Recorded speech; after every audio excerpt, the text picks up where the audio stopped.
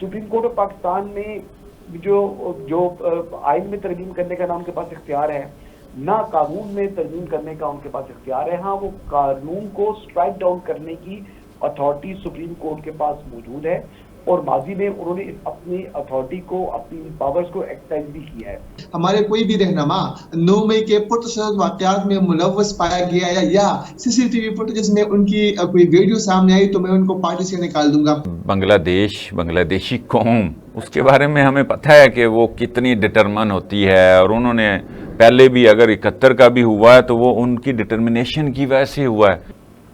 अस्सलामु अलैकुम नाज़रीन, प्रोग्राम इनफेक्ट में खुश आमदीद।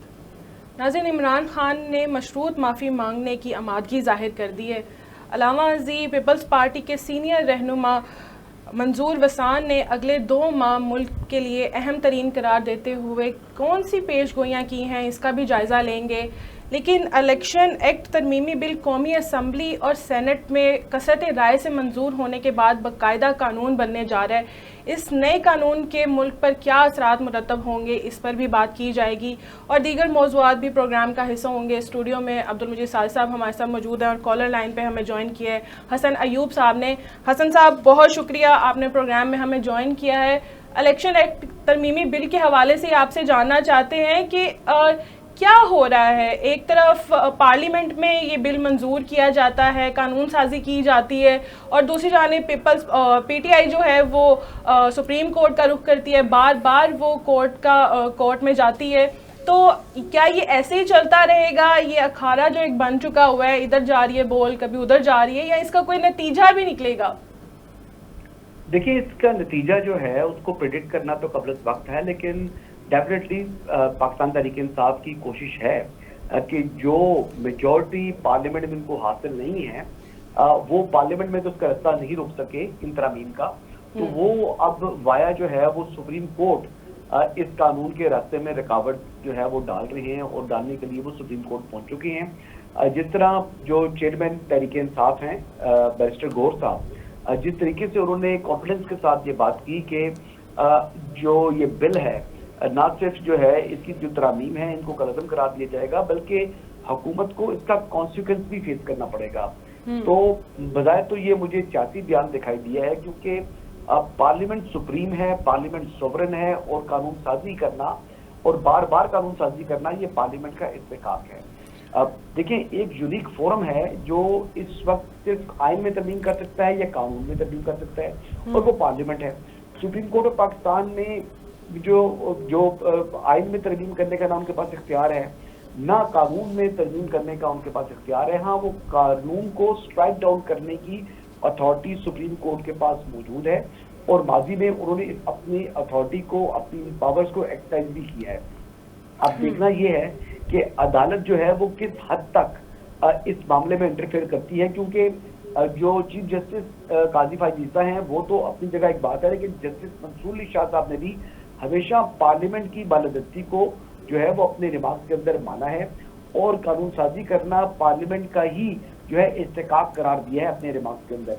तो ऐसी सूरत हाल में मेरे ख्याल से कुछ ज्यादा तवक्कुआत वाबस्ता कर चुकी है पाकिस्तान तहरीक इंसाफ जो है वो सुप्रीम कोर्ट ऑफ पाकिस्तान से, और मुमकिन है कि उनको वहां से मायूसी हो, क्योंकि देखें जो सुप्रीम कोर्ट ने 12 जुलाई को अपना फैसला दिया है, वो उसको आईनी और कानूनी माहिरीन जो है वो दुरुस्त करार नहीं दे रहे। वो अपने इख्तियार से तजावुज़ किया है सुप्रीम कोर्ट ऑफ पाकिस्तान में। ये जो लीगल एक्सपर्ट्स की ओपिनियन है वो क्यों है कि सुप्रीम कोर्ट अपनी पावर्स इनहेरिट करती है कॉन्स्टिट्यूशन ऑफ पाकिस्तान से, लेकिन सुप्रीम कोर्ट की ये जो जजमेंट है इसके ऊपर जो है वो सवाल ये उठ रहे हैं कि सुप्रीम कोर्ट ने आइन में तरमीम कर दी है और ये लिहाज से भी ये फैसला 12 जुलाई वाला मुनफरिद है कि इसमें सुप्रीम कोर्ट ने अपील्स जो थी सुन्नी इत्तेहाद कौंसिल की जो अपील है उसको जो है वो डिसमिस किया है और इम्प्यून ऑर्डर यानी जो मुतराजा फैसला था उसको सेटिस्फाइड कर दिया है। तो ऐसी सूरत हाल में ये तो यानी पाकिस्तान की जुडिशियल हिस्ट्री के अंदर पहली मरतबा इस तरह का फैसला आया है और जिस फैसले के ऊपर बहुत से सवालात हैं और ये फैसला मुतनाज़ा है। अच्छा, लेकिन हसन भाई इसके साथ ये भी ऐड कर लें कि अब जैसे कानून बन रहा है तो ये किस तरह से ये फैसला गैर मुअस्सर होगा। फैसला तो पहले आया है, बेशक कानून का इत्तलाक बताया जा रहा है 2017 से किया जाएगा, तो ऐसे जो भी फैसला है ठीक है, उस पर ओपिनियन हो सकती है, वो गलत है, वो ठीक है, तो इसको गैर मुअस्सर कैसे किया जाएगा? देखिए, इसको गैर मुअस्सर करने के लिए जो इन्होंने कानून बनाया है वो रेट्रोस्पेक्टिव है, उसको यानी वो माजी से इसका तलाक होना है, माजी से ये नाफिजुल अमल होगा। अब ऐसी सूरत हाल के अंदर अगर सुप्रीम कोर्ट इस कानून को खिलाफे आइन करार देते हुए स्ट्राइक डाउन करती है तो सुप्रीम कोर्ट को इसकी रीजंस देनी होंगी। अब सुप्रीम कोर्ट खाली यानी अपनी ये जो अना का मसला तो नहीं है, सुप्रीम कोर्ट के जो जजेस हैं, जो सुप्रीम कोर्ट में जो चलना है वो आइन और कानून के मुताबिक चलना है। अब सुप्रीम कोर्ट जो है वो आइन से बाला तक तो है नहीं, क्योंकि उसने अपनी पावर इनहेरिट की आइन पाकिस्तान से। अब सुप्रीम कोर्ट एक गलती कर बैठी, यानी जिस तरह माजी के अंदर भुट्टो मर्डर केस था, वो सुप्रीम कोर्ट उसको अपनी गलती मानती है। पैनामा जजमेंट को आज तक किसी भी जो अदालत में मैंने कम से कम नहीं देखा कि बतौर जूरिस्प्रूडेंस यानी बतौर अदालती नजीर के तौर पर किसी ने उसके हवाला दिया हो, किसी वकील ने। इसी तरह 63A वाला फैसला जो है सुप्रीम कोर्ट का, वो बादी नजर में बहुत से जजेस बशमूल जस्टिस मंसूर अली शाह उसको खिलाफे आइन करार देते हैं। अब जब इस किस्म के फैसले सुप्रीम कोर्ट खुद अपनी गलती के इतराफ कर चुकी है, माजी में होने वाली गलतियों का इतराफ कर चुकी है, तो ऐसी सूरत हाल में सुप्रीम कोर्ट के पास अगर सुप्रीम कोर्ट से अगर गलती हो चुकी है तो उसको यानी उसको दूर करने के लिए सुप्रीम कोर्ट के पास एक मौका और मौजूद है। एक ये कि पार्लियामेंट के बनाए हुए कानून को कंफ्रंट ना करे, और दूसरा जो सुप्रीम कोर्ट के सामने रिव्यू दाखिल हुए हैं उन रिव्यू को जो है वो फिक्स करके अपने ही किए हुए फैसले को रिकॉल कर ले, यानी अपने फैसले को वापस ले ले। यही ऑप्शन एक सुप्रीम कोर्ट के पास अवेलेबल है, जिसमें फेस सेविंग है या विन विन सिचुएशन बन सकती है गवर्नमेंट के लिए भी और सुप्रीम कोर्ट ऑफ पाकिस्तान के लिए। क्योंकि देखिए, क्वेश्चन ये है कि 185 की अपील है, 185 की अपील में 187 को इन्वोक कर रही है सुप्रीम कोर्ट ऑफ पाकिस्तान, और 187 का जो स्कोप है वो बहुत लिमिटेड होता है। और 187 के को इन्वोक करते हुए सुप्रीम कोर्ट ने शायद अपने इख्तियार से तजावुज किया कि देखिए 2 मेंबर की जो इख्तलाफी नोट आया है, जस्टिस अमीनुद्दीन खान वाला जो नोट है, उस नोट में आप देखें कि वो वाजे कह रहे हैं, वो नोट वाजे कहता है कि आइन के आर्टिकल 53 और 63 की मौजूदगी में उनको मुअत्तल किए बगैर आप आइन का जो आर्टिकल 51 के तहत जो सीटें हैं ये आप पीटीआई को नहीं दे सकते। तो ये एक बहुत बड़ा रेड फ्लैग जो है वो रेज हुआ। अच्छा, अब हम एक हाइपोथेटिकली बात कर लेते हैं, अगर नहीं मानती सुप्रीम कोर्ट, पीटीआई भी गई हुई है, इलेक्शन कमीशन ने भी रिव्यू पिटीशन दायर की है, दोनों तरफ ही कह लें होगी, पहले पीपल्स पार्टी भी गई हुई है, हाइपोथेटिकली हम ये कह रहे हैं कि नहीं होता, क्या बहरान पैदा हो जाएगा? चूंकि 8 जजेस का एक फैसला है, ये 2 जजेस का इख्तलाफी नोट से ही मैंने ये बात की कि फिर अगर अड़ जाते हैं लोग, एक ओपिनियन है और एक उनका फैसला है, ओपिनियन नहीं है, तो क्या होता है फिर? किस तरह का बहरान आप देख रहे हैं? देखिए, आपने माजी में देखा कि जो 14 मई को इंतखाबात कराने के हवाले से सुप्रीम कोर्ट का फैसला था वो इम्प्लीमेंट नहीं हुआ था। तो अदालतों ने अपने ऑर्डर्स को इम्प्लीमेंट करवाना होता है, और अब अदालत ने अपने ऑर्डर को इम्प्लीमेंट कराने के लिए इदारों का सहारा लेना है।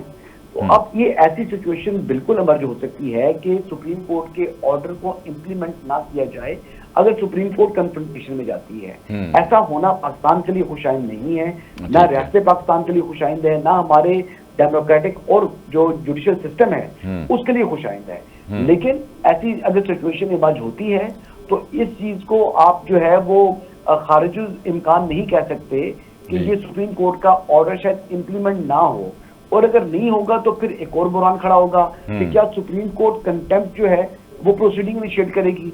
अब कंटेम्प्ट प्रोसीडिंग किसके खिलाफ इनिशिएट हो सकती है? क्या पार्लियामेंट के खिलाफ supreme court contempt proceeding initiate कर सकती है? ऐसा होता तो मुझे मुमकिन दिखाई नहीं दे रहा। इसीलिए गवर्नमेंट ने वाइजली प्ले किया है कि ऐसा प्राइवेट मेंबर जो है इस बिल को टेबल कराया गया, और प्राइवेट मेंबर बिल को उन्होंने मंजूर करते हुए जो है अब कानून बना दिया और ये अमेंडमेंट्स हो चुकी हैं। अब क्योंकि ये रेट्रोस्पेक्टिव इसका इम्प्लीकेशन है, तो अब देखते हैं कि क्या सिमत इख्तियार करता है। लेकिन बहरहाल ये तो मफरूजों की बात है, मैं तो ये बात करूंगा कि सेंस प्रिवेल करेगी और सुप्रीम कोर्ट कॉन्फ्रंटेशन से इज्तनाब करेगी। बनता है तो ये क्या कहते हैं अब यहीं से ही बात आगे निकल रही है कि इमरान खान साहब ने कोई मशरूत माफ़ी पे आमादगी का जो है ना इजहार किया है, इसको माफ़ी समझा जाए या अभी आधी माफ़ी है? देखिए, माफी होती है या माफी नहीं होती, ये मशरूत माफी तो मतलब बानी चेयरमैन तहरीक इंसाफ साहब ने जो बात की है, वो कह रहे थे कि मुझे सीसीटीवी फुटेजेस जो है वो दिखाई जाएं। तो खान साहब के लिए मतलब मैं पाकिस्तान जो टेलीविजन है उसको एक रिक्वेस्ट करूंगा कि लास्ट ईयर जो ICPR है उसने 50 मिनट की एक डॉक्यूमेंट्री जारी की थी। उस डॉक्यूमेंट्री के ऊपर जो कि बड़ी तवील डॉक्यूमेंट्री है, 50 मिनट की ड्यूरेशन उसका है, तो उस डॉक्यूमेंट्री में जो जिना हाउस है उसकी भी सीसीटीवी फुटेजेस मौजूद है। उसमें मियांवाली एयरबेस की भी सीसीटीवी फुटेजेस मौजूद हैं। तो वो जो है वो बार बार प्ले करे पाकिस्तान टेलीविजन, और कम से कम दिन में 10 मरतबा प्ले करे, और अगले 3-4 रोज या कम से कम एक हफ्ता जो है वो उस डॉक्यूमेंट्री को बार बार प्ले किया जाए, ताकि बानी चेयरमैन तहरीक इंसाफ जो है वो जेल के अंदर उनके पास भी वक्त है, फुर्सत ही फुर्सत है, तो वो दिन में कम से कम 5 मरतबा जरूर ये डॉक्यूमेंट्री देखें, देसी घी में भुना हुआ देसी कुकर जो है वो खाएं, और फिर ट्रेडमिल के ऊपर चढ़कर एक्सरसाइज करके अपनी जान बनाएं। और साथ साथ ये भी देखें कि कौन कौन सा उनका जो वर्कर है वो 9 मई के वाकयात में मुलव्वस है, जिसने रियासत पाकिस्तान के नहीं, साथ ये भी कर दें हसन भाई, साथ ये भी इसका मतलब एक निकलता है वाज़ेह सा है, इसलिए मैं बात कर रहा हूँ कि वो ये कह रहे हैं कि जो मुलव्वस है उनको सजा दें, मुझे माफ कर दें, यानी उनकी कुर्बानी दे देंगे खान साहब।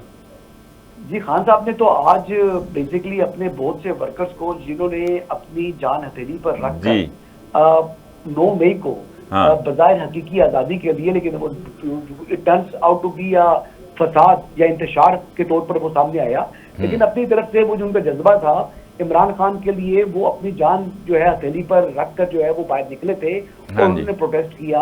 उन्होंने तो GHQ को नहीं छोड़ा, उन्होंने तो PF जो एयरबेस है मियांवाली वहां पर भी हमलावर हो गए, फैसलाबाद में ISI के दफ्तर के ऊपर भी हमला कर दिया, उन्होंने तो रेडियो पाकिस्तान भी जला दिया, उन्होंने तो AFIC रावलपिंडी की जो बिल्डिंग है जहां पर जो है वो बहुत से पेशेंट्स जो है जो एडमिट थे वहां पर वो हमला कर गुजरे। फिर उसके बाद उन्होंने वहां पर भी वो नहीं रुके, फिर उन्होंने जो पेशावर वाला किला है उसके ऊपर हमला कर दिया, फिर हजारा मोटरवे के ऊपर जो टोल प्लाजा था उसको भी जला दिया। तो उन लोगों ने तो बहुत कुछ किया, लेकिन अब खान साहब क्या करने लगे हैं, वो इज़हार लाताल्लुकी करने लगे हैं, जैसे कमल शोजब साहिबा होगी, जैसे आलिया हमजा साहिबा होगी, जैसे क्या नाम है उनका फलक जावेद साहिबा, शहरियार अफरीदी साहब, अली मोहम्मद खान साहब, इन तमाम लोगों से इज़हार लाताल्लुकी कर दी है, पर्टिकुलरली बानी चेयरमैन तहरीक इंसाफ ने उनको तो आज यतीम कर दिया, और कल मुमकिन है कि इन लोगों को भी वो अपनी जो पार्टी से निकाल दें। लेकिन मैं सोच रहा था कि ये हसन नियाज़ी साहब जिन्होंने कोर कमांडर हाउस से कोर कमांडर साहब की वर्दी निकाल कर वो बाहर लहराते रहे, वो फुटेज है, पाकिस्तान तहरीक इंसाफ से था या नहीं था? उनके तो रिश्तेदार हैं सिर्फ तहरीक इंसाफ से नहीं। उनके अच्छा, मैं समझा कि शायद वो पाकिस्तान तहरीक इंसाफ से या उनसे उनका कोई ताल्लुक नहीं था। तो खान साहब ने कहा कोई एक बंदा भी साबित हो जाए तो मैं माफी मांगने के लिए तैयार हूँ। तो मैं इसका मतलब है कि खान साहब यकीनी तौर पर माफी मांगने के लिए तैयार है। अब वो हीरे बहाने कर रहे हैं, उसके लिए जो ग्राउंड बनाने की कोशिश कर रहे हैं, लेकिन खान साहब ये बात भूल रहे हैं कि अगर उन्होंने माफी मांग भी ली, जो कि गैर मशरूत माफी जिसको कहते हैं, इसके बावजूद भी बानी चेयरमैन तहरीक इंसाफ अगर समझते हैं कि उनके खिलाफ जो क्रिमिनल केसेस चल रहे हैं वो खत्म हो जाएंगे, तो ऐसा मुमकिन नहीं होगा। उनको अपने क्रिमिनल मुकदमात का सामना करना पड़ेगा, क्योंकि जो हमारी अफवाज पाकिस्तान है वो अपने शोधा की ताज़ीन को यकीनी बनाने के लिए उनकी बेरुखी करने वालों को कभी भी माफ नहीं कर सकते। अच्छा जी, बिल्कुल सही है। तो क्या बांग्लादेश के हालात के बाद क्या ये जो उम्मीद नजर आ रही थी अब कोई थम जाएगी? माफी मूफी इसी का तो नहीं नतीजा, चाहे मशरूत माफी है या कोई और कुछ वजह है? बांग्लादेश के हालात के ऊपर तो अभी हालिया चंद दिन पहले इन्होंने PTI ऑफिशियल ने ट्वीट किया था कि जो है गद्दार कौन था, याहिया या मुजीब, और उसमें जनरल आसिम मुनीर की फोटो भी लगाई थी। अब सवाल तो यही है कि क्या ये ट्वीट्स करते रहे 4 दिन पहले तक, आज अचानक से इनको फौज के लिए जो इनकी अफवाज के लिए इनका प्यार जाग गया। चले, मैं कहता हूं कि जाग गया तो अच्छा हुआ, अच्छी बात है, लेकिन अब उन ट्वीट्स को डिलीट करेंगे क्या जो ट्वीट्स किए उनके ऊपर निदामत का इजहार करेंगी फिर पाकिस्तान तहरीक इंसाफ? अगर ऐसा करती है तो बिल्कुल कॉन्फिडेंस बिल्डिंग मेजर होगा, ये CBM जिनको कहते हैं, तो वो अच्छी बात है। फिर मामला कुछ आगे बढ़ सकते हैं, कम से कम उनकी सख्ती टल सकती है, लेकिन ये करें तो यानी अभी तो बहुत इफ एल्स एंड बट्स हैं। अभी देखते हैं कि ये चीजें किस तरीके से अनफोल्ड होती हैं और पाकिस्तान तहरीक-ए-इंसाफ क्या वाकई संजीदा है जो इस वक्त जो हालात है उनके कशीदगी कम करने के हवाले से, या ये सिर्फ टाइम गेम जो वो करना चाह रहे हैं, अब ये तो प्रैक्टिकली उनको साबित करना होगा। बिल्कुल सही है जी। हसन साहब बहुत शुक्रिया आपका। साहब हसन साहब ने तो कह दिया कि वो माफ़ी मांग लेनी चाहिए उनको, लेकिन इमरान खान तो कह रहे हैं कि मुझसे माफ़ी मांगी जाए क्योंकि मेरी भी इज्जत खराब की है, मुझे भी घसीटा अरे गया है। उनकी इज्जत क्या खराब हुई है, बात यह है कि वो तो पहले से एक अदालतों के आर्डर्स थे, वो वहाँ पेश नहीं हो रहे थे, और अगर कहीं मजबूरन लाहौर हाई कोर्ट पेश हुए हैं तो वो पूरा जलसा लेके गए हैं, हज़ारों लोग थे, और वहाँ उनको बाहर आके रजिस्ट्रार ये जो भी अमला होता है उनको वहाँ हाज़िरी लगानी पड़ी। ये हाल नहीं था कि वो अंदर जज तक पहुँच सकें। तो उससे पहले कोर्ट के आर्डर्स हैं, पुलिस जा रही है, उन पे हमलावर होते हैं, अंदर लोग बड़े तगड़े तगड़े किस्म के, पता नहीं अब वजीरिस्तान से और कहाँ से आए हुए थे, जिसपे मुबैना तौर पे तो यही कहा जाता ना कि वो तालिबान के लोग थे, वो 2022 में एक मुआहदे के तहत अफगानिस्तान से वापस आए थे। ऐनी हो, ये तो अल्लाह बेहतर जानता है। और अंदर से जो है ना पेट्रोल बम्बिंग की गई है, फिर ये रेंजर्स की गाड़ियों को जो है ना वहाँ से पकड़ के उनको जदोकोब तो किया गया, रेंजर्स और आर्मी के लोगों को, गाड़ियों को वो आगे लगा दी गई, वहाँ नहर में फेंका गया, ये तो सारा कुछ वाज़ेह है। इसके बाद भी वो ये कहते हैं कि मेरे से माफ़ी मांगे, ये मेरा प्रोपेगेंडा करते हैं। 2019 में भी हमने देखा था कि ऐसे ही हुआ था, माफिया मांगी गई थी, और अब 2024 में भी देखा जा रहा है कि माफिया मांगी जा रही हैं। नाज़रीन यहाँ पर लेते हैं हम एक शॉर्ट ब्रेक, हमारे साथ रहिए। वेलकम बैक नाज़रीन, हमें ज्वाइन किया है शराज अहमद शराजी साहब ने। शराजी साहब बहुत शुक्रिया, प्रोग्राम में वेलकम करते हैं आपको। ये एक साल में क्या हुआ है कि इमरान खान और PTI का बयानिया ही ज़मीन बोस हो गया, हम माफ़ी नहीं मांगे से लेकर अब मशरूत माफ़ी तक का सफ़र, कैसे देखते हैं आप इसको, और मशरूत माफ़ी मिलेगी या नहीं? देखिए, बहुत शुक्रिया। आज जो खान साहब से सहाफ़ियों की मुलाकात हुई है तो तमाम जो चीमगुइया थी उसके बाद वो ख़त्म हो चुकी है, और खान साहब इस तरह हम कह रहे थे कि पाकिस्तान तहरीक-ए-इंसाफ का एक नैरेटिव बन गया था, एक स्लोगन बन गया था कि हम माफ़ी नहीं मांगेंगे, ना हम झुकेंगे, ना हम माफ़ी मांगेंगे। लेकिन आज बानी चेयरमैन ने जो है मशरूत माफ़ी मांगने का बाकायदा तौर पर एक पैगाम भी दिया है, और उसको अगर हम देखें कि न सिर्फ मशरूत माफ़ी मांगेगी बल्कि खान साहब ने आज एक एतराफ़ भी कर दिया है। और एतराफ़ ये है कि जब उनसे सहाफ़ी ने सवाल किया कि आपके वर्कर्स के हाथों में 9 मई को पेट्रोल बम जो है वो देखे गए हैं, तो उस पर खान साहब ने कहा कि नहीं, पेट्रोल बम तो हमने सिर्फ जवान पार्क में इस्तेमाल किए हैं। यानी जवान पार्क में पेट्रोल पंप हाथों में लेना, वहां पर उसका इस्तेमाल करना एक और एतराफ़ खान साहब ने कर लिया है। और उस्ताद मोहतरम आप देखेंगे कि चंद दिन बाद यही केस भी उन पे बन सकता है कि जमान पार्क के बाहर जो वर्कर थे उनके हाथों में पेट्रोल बम भी थे।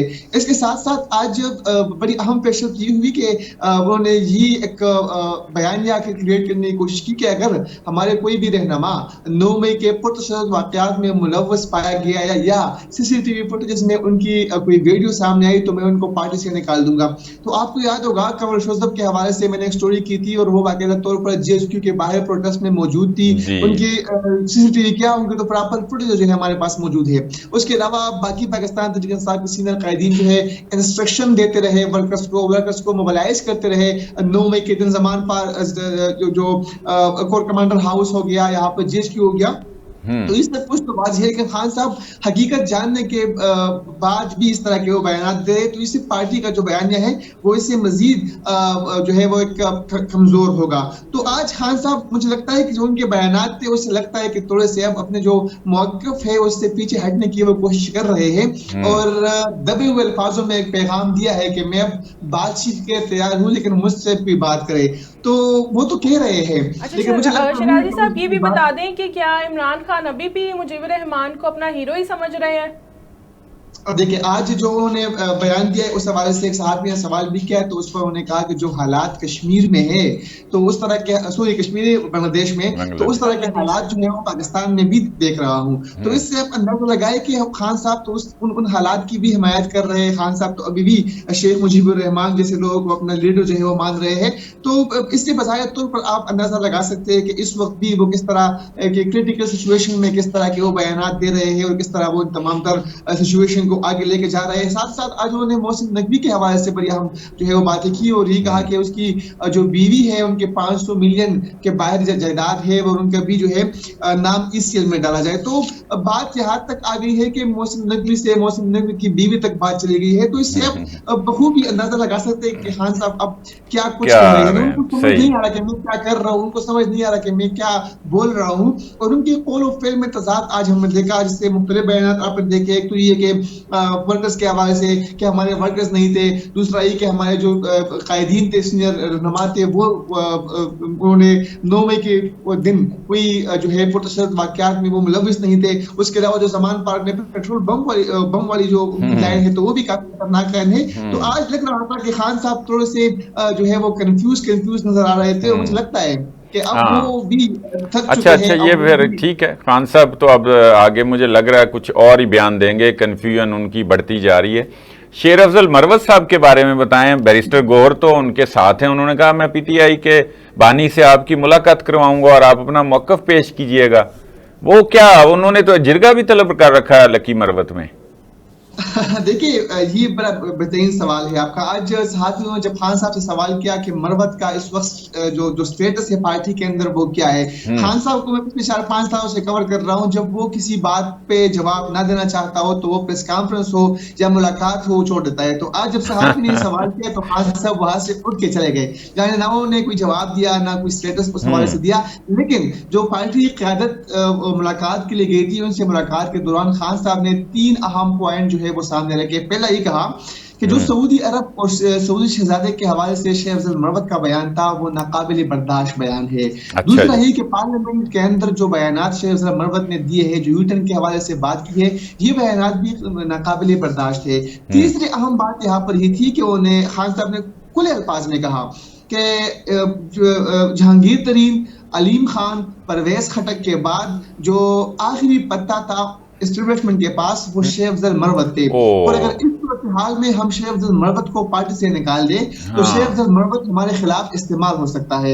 यानी इसीलिए खान साहब ने उस पर जो है रिव्यू करने का, डिसीजन पर रिव्यू करने का फैसला किया। उन्होंने कहा कि मैं तमाम हालात को देखकर उन पर नजरसानी करके उसके बाद मरवत के हवाले से जो है वो फैसला करूंगा कि आया उनको पार्टी के अंदर दोबारा एंट्री देनी है या फिर नहीं। लेकिन इस सब आज की सूरत हाल से कबल मैं आपको कल लेके जाऊंगा। कल पार्लियामेंट के इजलास के बाद शेख अफजल मरवत साहब जो उनके हिमायती यूट्यूबर्स है, जो उनको दिन हो चाहे रात हो यूट्यूबर उनके पीछे जा रहे होते हैं, उनको कवरेज दे रहे होते हैं, उन यूट्यूबर के हमरा वो पार्लियामेंट हाउस आए और वहां पर उन्होंने बैरिस्टर गौहर को जो है पार्लियामेंट के गेट नंबर 1 के बाहर पकड़ा और उन यूट्यूबर ने तरह तरह के सवालात किए कि शेख अफजल मरवत ने मुश्किल वक्त में पार्टी को सहारा दिया, शेख अफजल मरवत ने ये किया वो किया। बैरिस्टर गौहर पर इंतहाई अजीब तरीके से सवालात हुए। तो उन्होंने कहा कि मैं तो अभी भी चाहता हूं कि मरवत पार्टी के अंदर वापस आ जाए और ये मामला कोर कमेटी को भी मैंने सुपुर्द किया है। उसके अलावा मैं खान साहब से इनकी मुलाकात भी करवाऊंगा और बाकायदा तौर पर कहा कि मैं जल्दी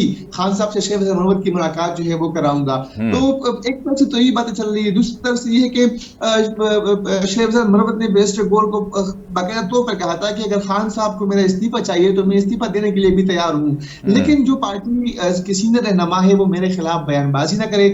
उसके अलावा जो दूसरी अहम बात की कि मैं लकी मरवत की आवाम को एतमाद में लेकर, जरगा मईदीन को एतमाद में लेकर ही अपनी असेंबली की नशस्त इस्तीफा दूंगा और अगर बानी चेयरमैन को मेरा इस्तीफा चाहिए तो हर वक्त हाजिर है।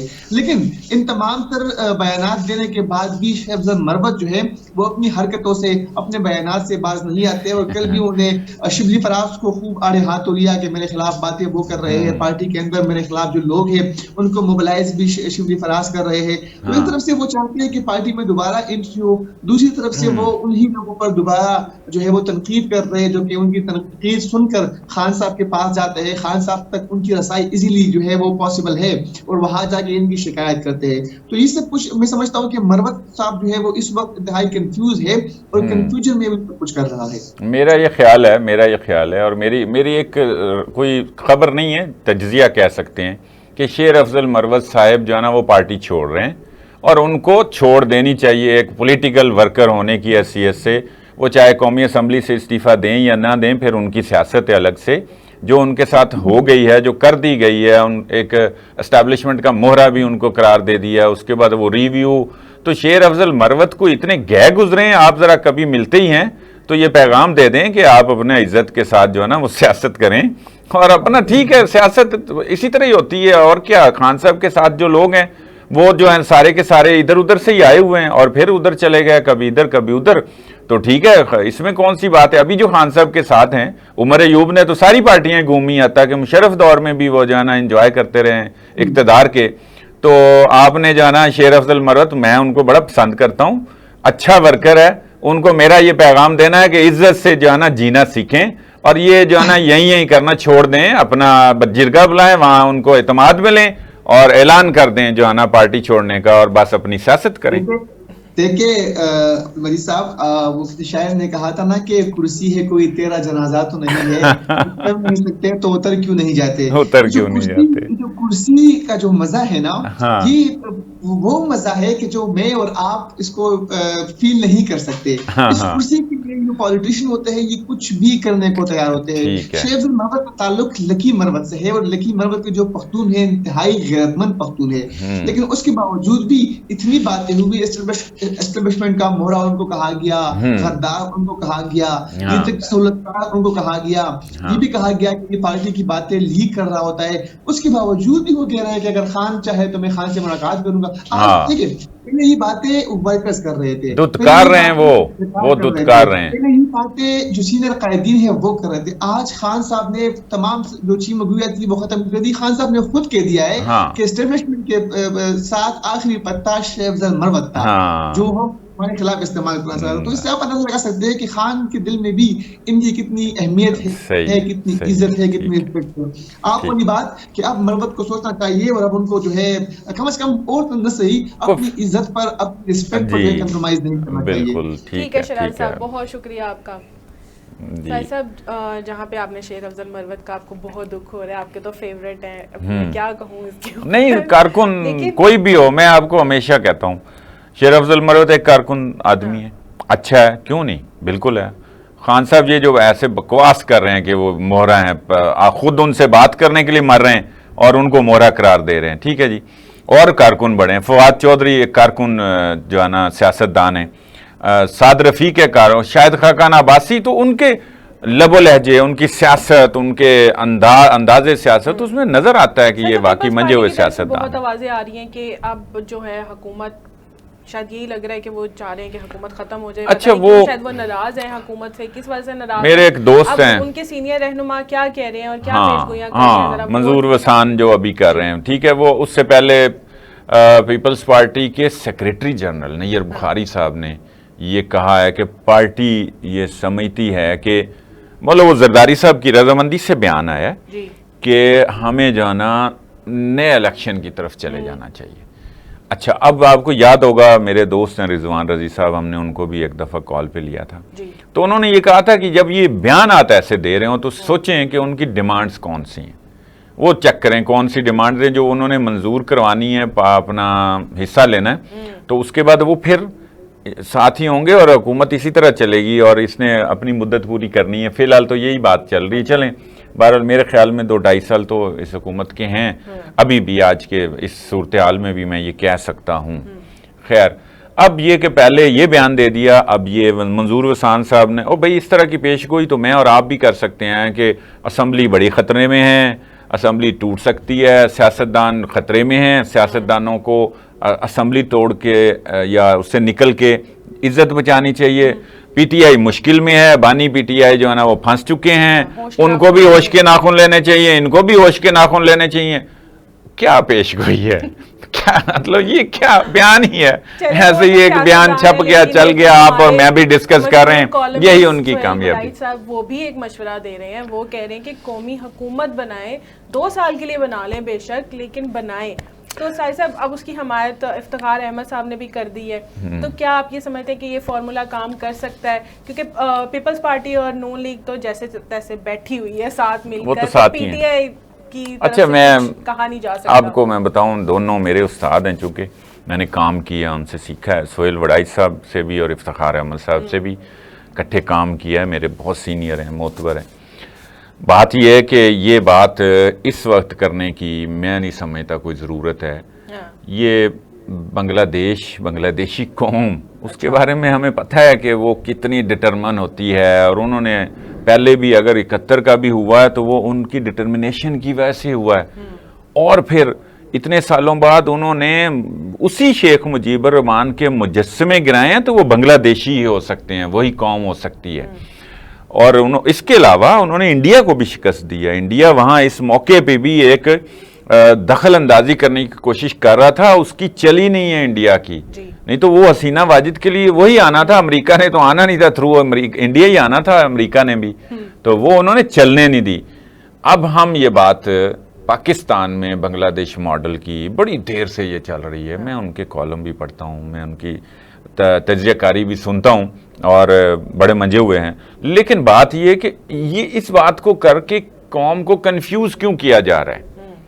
ऐसा तो कोई मसला नहीं है, जिसके लिए हम कर रहे हैं वो तो लेट गए हैं, वो तो कह रहे हैं मैं मशरूत माफ़ी मांगने को तैयार हूँ, और माफ़ी भी मांगने की बात आने वाली है, तो थोड़े अरसे बाद वो भी आ जाएगी। सब आगे बढ़ते हैं। साबिक जनरल फैज हमीद के खिलाफ इंक्वायरी की जा रही थी, मामला क्या है उनके खिलाफ इंक्वायरी करने? अच्छा, ये कोई चंद माह पहले, थोड़े 2.5-3 महीने पहले की बात है, एक निजी हाउसिंग सोसाइटी इस्लामाबाद के मालिक ने सुप्रीम कोर्ट राब्ता किया था कि उसका गुज़श्ता दौर में जब ये DGISI थे जनरल फैज़ हमीद, तो इन्होंने जो है ना अपने इख्तियारात का और अपने ओहदे का नाजायज़ फ़ायदा उठाते हुए ज़ाती तौर पर मेरे घर दफ्तर वहाँ पर हमला किया, वहाँ से रिकॉर्ड निकाला, और उनके कुछ इल्ज़ामात हैं कि इनकी क्या डिमांड्स थी। यानी ये बतौर इदारा कार्रवाई नहीं की गई थी, और इदारा के तौर पे तो कोई कार्रवाई इस तरह की होती भी नहीं।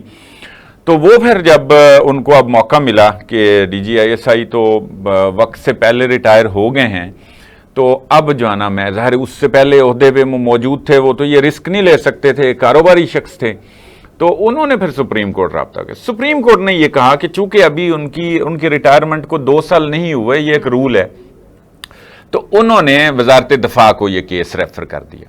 वजारत दफा से फिर आगे जो है ना, उन्होंने एक कमेटी कायम कर दी, और मेजर जनरल एक हैं उनकी सरबराही में, और वो कमेटी की फाइंडिंग्स जो है ना वो तकरीबन आने वाली हैं, और इम्कान है कि कोई ना कोई अलामती सजा हो। स्टेटस क्या है अभी? उनका स्टेटस यही है, अभी तक की जो खबर है कि वो उसकी फाइंडिंग्स जो है ना वो तैयार हो गई हैं, और वो अब सामने आई, उसमें फिर इनसे क्या जो इनको जो भी इमारत दी जाती हैं वो वापस ली जाएंगी अगर गिल्टी हुए तो, और गिल्टी तो वो हैं, इसमें वो तो नज़र आ रहा है, ये इसमें कोई शक नहीं। और मुझे लग रहा है कि उनके खिलाफ कोई इसी तरह की कार्रवाई होगी, कोई कोर्ट मार्शल या इस तरह की तरफ की कोई चीज़ नहीं लग रही। मतलब इतना लग रहा है कि कोई उनसे इमारत वापस ली जाएंगी, और अलामती सी एक चीज़, और एक जितनी सज़ा होनी चाहिए इस तरह की अमल की। अच्छा, वो मुतवक्को है। ट्रंप ने एक ऐलान किया है कि वो एलन मस्क जो टेस्ला के आप समझ लें कि मालिक हैं, उनको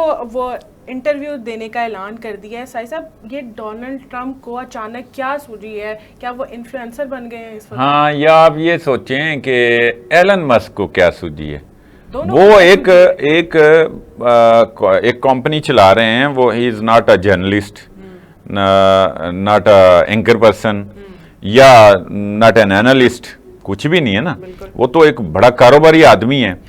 लेकिन एलन मस्क जो है ना वो एक्सपोज हो रहा है, और एलन मस्क ने इससे पहले जो देखें पाकिस्तान में हो रहा था, तो कोई कार्रवाई की उन्होंने फेक अकाउंट्स और इस तरह की फेक न्यूज के हवाले से? कोई नहीं की, चल रही थी, और बल्कि वो तो बहुत ज्यादा उसकी व्यूवरशिप भी चल रही है एक्स पे भी, ठीक है, ट्विटर जो था पहले। उसके अलावा अभी जो बरतानिया में हो रहा है, हमारी तो चले मुल्क दुनिया में कोई वो हैसियत नहीं है। आप ये देखें कि बरतानवी वजीर आजम कीयर स्टार्मर जो है वो ये बात कर रहे हैं कि ये पहले जिनके ये जो राइट विंग के लोग हैं ना, दाएं बाजू के जो फार राइट्स वाले, जो अब वो वहां पे मुजाहरे कर रहे हैं और नस्ली फसादात में मुलविस हैं, इन लोगों के वो कहते हैं पहले वाले दौर में तो इनके अकाउंट्स बंद थे, इनको किस तरह इजाजत मिल गई? और फिर फेक न्यूज के हवाले से वो पूरा का पूरा, हालांकि वहां बहुत सख्ती है पहले ही, और उस पर अमल दरामद भी होता है। पाकिस्तान की तरह नहीं कि कोर्ट का सहारा ले लिया, चलें जी कानून कोई नहीं है, सजा कोई नहीं हो सकती, चलें जी इधर से उधर तोड़ फोड़ भी कर ली और एक न्यूज़ में दे के आग भी लग गई, उसके बाद कोर्ट में उनको जाहिर है वो कोई कानून साजी का फुकदान है तो उनकी जो है ना रिहाई या उनकी जमानतें हो जाती है। तो वहाँ तो ये भी मामला नहीं, लेकिन वहाँ भी वो भी ये शिकवा कर रहे हैं। अब एलन मस्क का ये हाल है कि अभी चंद दिन पहले, महीने भी नहीं हुए, वेनेजुएला के जो सदर हैं वो जीते हैं कुछ थोड़ी सी अक्सरियत से, निकोलस समथिंग जो है, उनके साथ ये सीधे हो गए। और उन्होंने जब इसका जवाब दिया, क्योंकि ये मुझे तो लगता है कुछ जैसे फसादात पैदा करने की बाकायदा साजिश नहीं होती और घड़ी जाती, जैसे पाकिस्तान में मामला मैं बता रहा हूँ बरतानिया का चल रहा है और उससे पहले की ये बात है। तो उन्होंने आगे रिप्लाई किया इनके, जब वो जीतने के बाद, तो उन्हें कहते हैं कि I accept challenge, he will chicken out. यानी यार आप अपनी टेस्ला चलाएं, स्पेस एक्स चलाएं, आप हुकूमतें गिराने की तरफ चल पड़े और आप एक अपनी नजरियाती जो आपकी वाबस्तगी है आप वो लॉन्च कर रहे हैं बाकायदा। उसी नजरियाती वाबस्तगी के करीब हैं डोनाल्ड ट्रंप, ठीक है, इसलिए वो उनका इंटरव्यू कर रहे हैं। क्यों भाई, मैं वही तो कह रहा हूं, आपको साफी हैं, आपको इन्फ्लुएंसर हैं, आप कारोबारी आदमी है ना, आप एंकर पर्सन नहीं है।